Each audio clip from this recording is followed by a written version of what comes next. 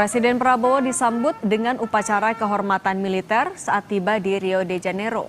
Indonesia yang kini sudah resmi menjadi anggota BRICS akan mengikuti KTT BRICS perdana yang diselenggarakan pada 6 hingga 7 Juli di Brasil. Presiden selanjutnya akan ke Brasilia pada 8 sampai 9 Juli. Prabowo dijadwalkan menggelar pertemuan membahas kerjasama bilateral.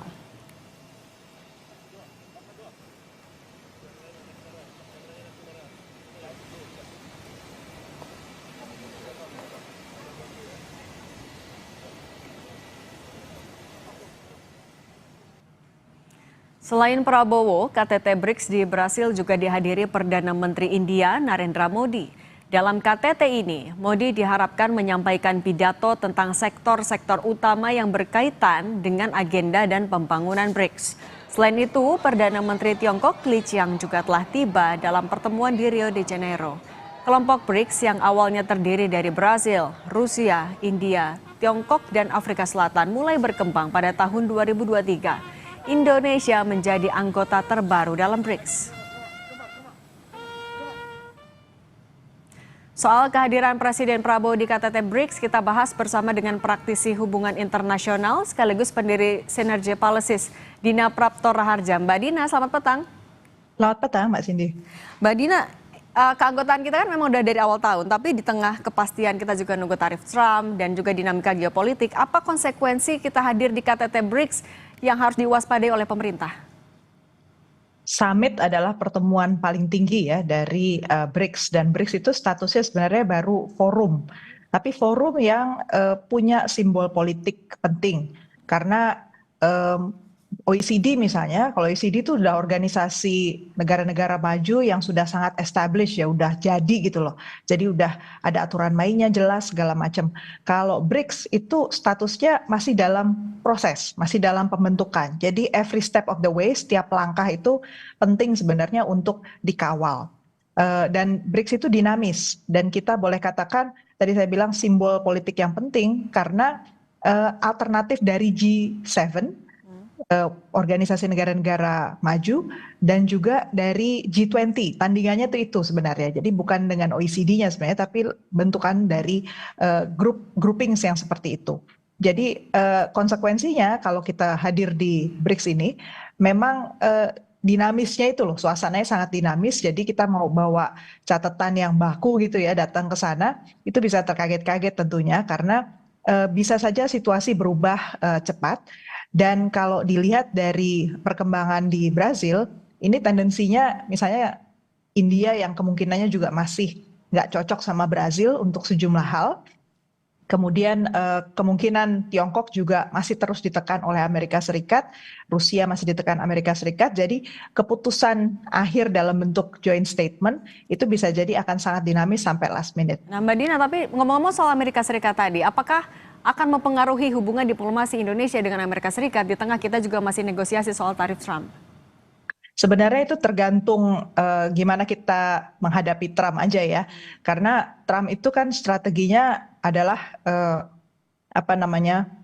menghentak di depan, tetapi faktanya dia sebenarnya juga tahu skema dari logistik global, misalnya ekonomi global, value chain di tingkat global, itu memang mayoritas sudah dikuasai oleh negara-negara BRICS, terutama oleh Tiongkok.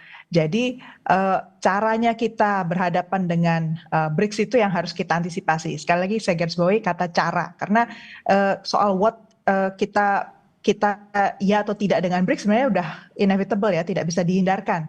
Karena kenyataannya memang penguasaan dinamika ekonomi global itu sekarang dikuasai oleh Tiongkok, dipengaruhi oleh Rusia juga, India juga punya andil. Jadi menurut saya kalau kita tidak masuk di dalamnya, kita juga ketinggalan. Mbak Dina, kan pemerintah bilang di KTT BRICS kita akan memastikan posisi kita sebagai jembatan, mau menjadi jembatan untuk dunia internasional. Di KTT BRICS itu akan bisa dimaksimalkankah oleh Presiden Prabowo Subianto? Kalau itu sebagai cita-cita, silakan saja. Kendalanya kalau menurut saya, di antara negara-negara BRICS ini produk-produknya hampir sama. Basisnya itu komoditas, dan komoditasnya juga banyak di sektor tambang. Kemudian juga kalau kita lihat penciptaan lapangan pekerjaan dari sektor-sektor ini di semua negara itu relatif masih terhambat gitu. Jadi kalau kita mau menyelaraskan langkah dari negara-negara anggota ini supaya lebih bisa punya impact buat masyarakatnya sendiri. Nah, di situ kendalanya saya kira sebenarnya lebih dari sekedar retorika kita menjadi jembatan ya.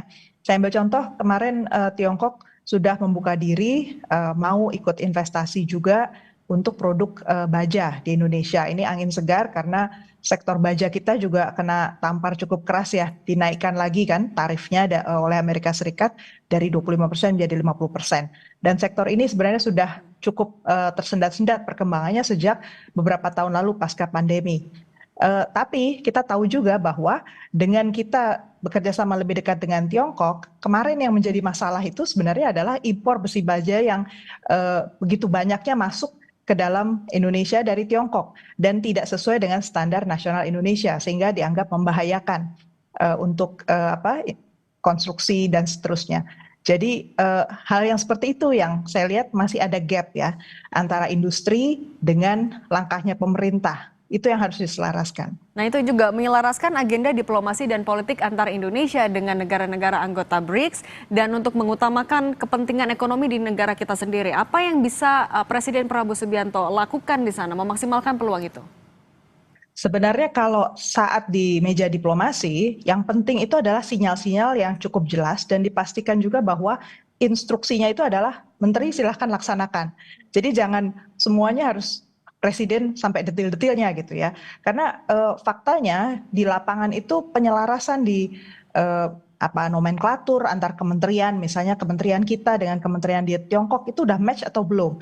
Jangan-jangan kita buat MOU dengan pihak Tiongkok, tapi ternyata nggak bisa dilaksanakan hanya karena di sana itu cara pengambilan keputusannya untuk satu MOU beda gitu. Atau mitra dagang yang ada di kedua negara ini ternyata nggak match gitu antara Kadin kita dengan ternyata di sana bukan Kadin misalnya. Jadi itu hal-hal yang harus ditelusuri dan satu persatu itu merupakan tugas menteri dan juga para wakil menterinya. Jadi harusnya nggak menunggu lagi di tataran para menteri. Yang saya lihat di belakang ini terjadi kan ya, apa-apa semua kalau urusan luar negeri akhirnya kepada presiden, padahal translation-nya atau penerjemahannya itu harusnya di tataran teknis. Harusnya di pejabat teknis. Tapi Mbak Dina juga untuk memperlebar peluang kerjasama investasi, kerjasama di sektor ekonomi, artinya menteri-menterinya itu harus apa yang bisa mereka tekankan, apa daya tawar yang bisa ditawarkan Indonesia agar justru kita tidak semakin bergantung ke negara-negara misalnya ke Tiongkok yang ada di BRICS. Nah, kalau kita perhatikan yang dikembangkan misalnya salah satu oleh Indonesia baru-baru ini adalah Danantara. Danantara itu kan salah satu cara lain sebenarnya untuk menjamin bahwa kalau pihak investasi asing masuk itu bisa ketemu sama championnya di Indonesia. Nah, syaratnya itu sebenarnya adalah champion yang dimaksud ini bukan melulu hanya BUMN. Nah, kalau pemerintah Indonesia sekarang entah mengapa gitu ya, selalu yang dilihat kembali lagi menghidupkan hanya BUMN saja. Padahal para pelaku pasar di Indonesia yang ada di Kadin, yang ada di Apindo itu kan banyak sekali dan mereka sudah lama gitu menunggu ada angin segar dari pemerintah bahwa kalau ada dukungan, dibuka pasar baru, kemitraan baru, itu sektor-sektor swasta ini yang justru diajak gitu loh, dibawa dan daya saingnya itu dimainkan betul. Jadi bukan lagi berdasarkan hubungan personal, bukan lagi berdasarkan preferensi dari penguasa kepada pihak-pihak tertentu saja. Oke, Mbak Dina singkat saja, artinya oleh-oleh yang bisa kita harapkan dibawa pulang oleh pemerintah, oleh Presiden Prabowo dari Brasil, KTT BRICS apa saja? Saya kira dari KTT BRICS yang pertama itu adalah kepastian bahwa jalur local swap untuk local currency swap, jadi untuk perdagangan kita itu bisa dilakukan lebih intensif dengan negara-negara BRICS dengan menggunakan mata uang antar kita. Itu untuk pemicu ya, stimulus. Kemudian yang kedua, dipastikan bahwa aturan main antar negara terkait untuk investasi, terkait untuk kerjasama ekonomi, termasuk para championnya itu sudah diperkenalkan sehingga mereka bisa bertemu dan follow up. Dan peran pemerintah untuk melakukan reformasi yang diperlukan supaya ini lebih match antar pihak itu juga dilakukan. Oke, oleh-oleh yang nyata kita tunggu realisasinya juga nanti sepulangnya dari lawatan ini. Terima kasih praktisi hubungan internasional sekaligus pendiri Sinergi Policies Mbak Dina Prapto Raharja sudah berbagi bersama kami. Terima kasih, selamat sore. Selamat sore.